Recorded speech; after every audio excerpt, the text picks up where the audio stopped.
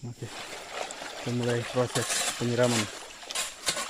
Debit air kurang jadi tinggal pakai manual. Kalau air besar harusnya pakai pancuran.